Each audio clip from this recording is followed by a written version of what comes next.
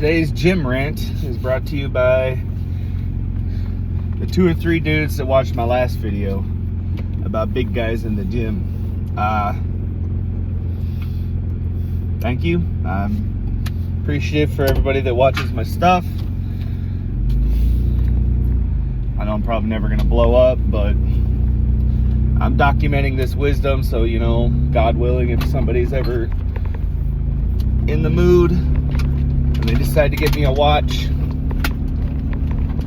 never mind that crunching, I got recycling to take out later.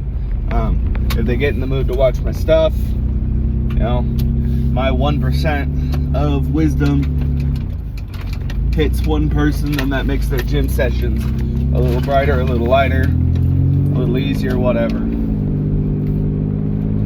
So today's rant: juice in the gym. And if you're thinking I'm meaning happy juice, I hate to break it to you. I'm talking about gear, steroids, trend, anabolics, fucking, there's 1,000,005 fucking nicknames for it. And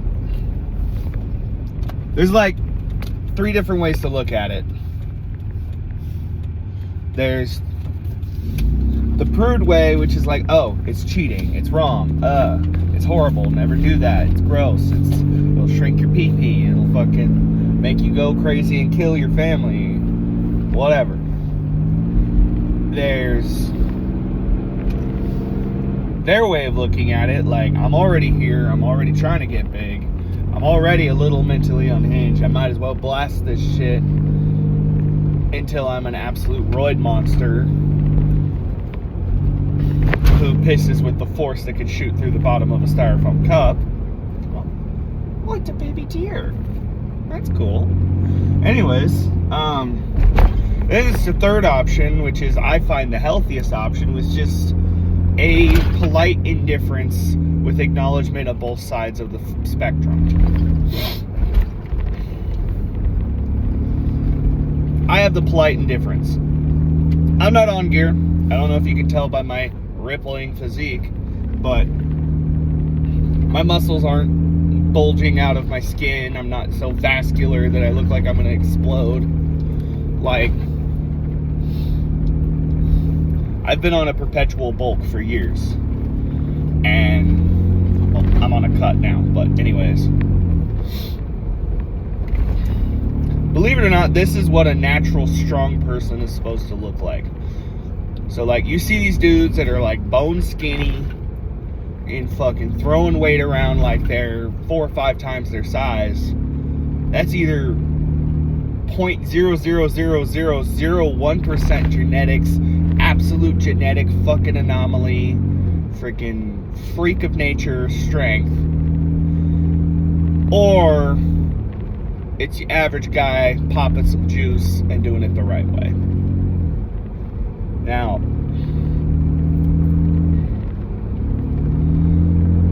every major player in the steroid world, anabolics, trend, TRT, SRT, all of them, I don't know that many, they all have their pros and cons, right? The ones I know of, like, everybody lumps in together like, oh, they're gonna make you crazy, they're gonna make your dick small, blah, blah, blah.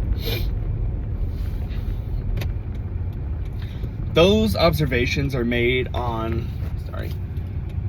older, more basic, cheaper steroids.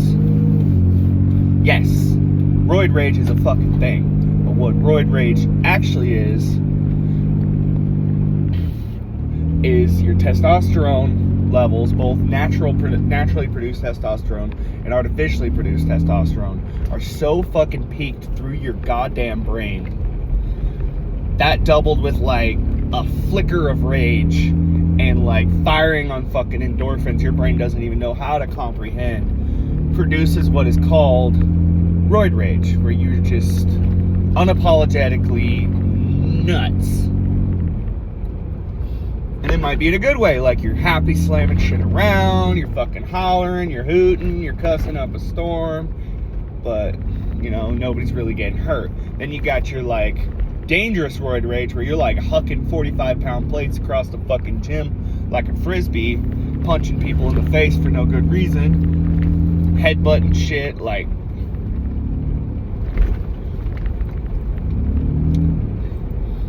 it truly depends. One, the quality of juice you're looking at. If you're on some good prescription level, clean, well managed shit. And two, your aftercare. You don't just blast that shit, fucking get a good pump, go home and just fucking stare at the wall. You've got supplements you gotta take, you got fucking prescriptions you gotta take to help mitigate your rage, to help everything stay natural. You've got to decompress, you've got to be able to process everything, you've got to be in the right mindset before you hop on this shit. Like, I used to work with a guy, he was 100% up front, he was on some fucking like good shit. He was on like 2 different cycles. He would cycle on, I believe it was Tren, and then when he was tapering off that cycle, he would do like a 30-day cycle of anabolic. And then he had this third thing that he took. He never really got into details about it. I'm pretty sure it was some shit he was getting from Mexico or something.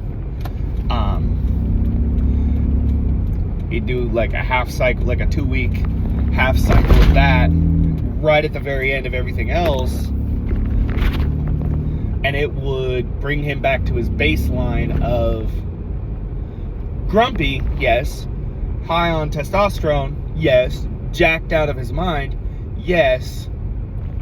But like reasonable, personable, easy to work with, chill.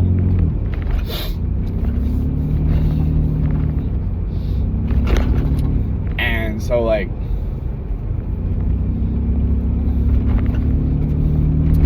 kind of got off base here.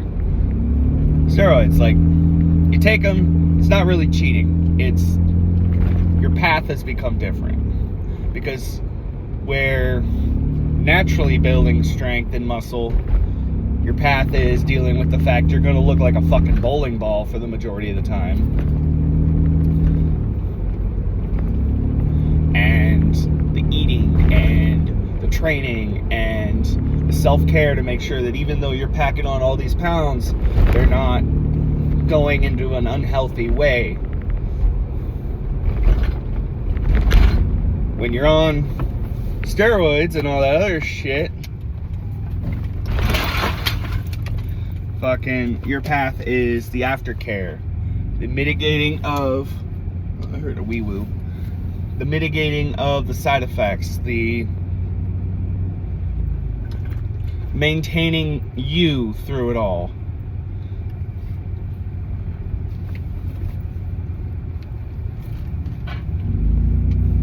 Like, it's hard to explain. I'm trying to my best to explain. If I only get like 2 people to watch this, so be it. If I get no views, it's whatever. I'm more or less doing this for me.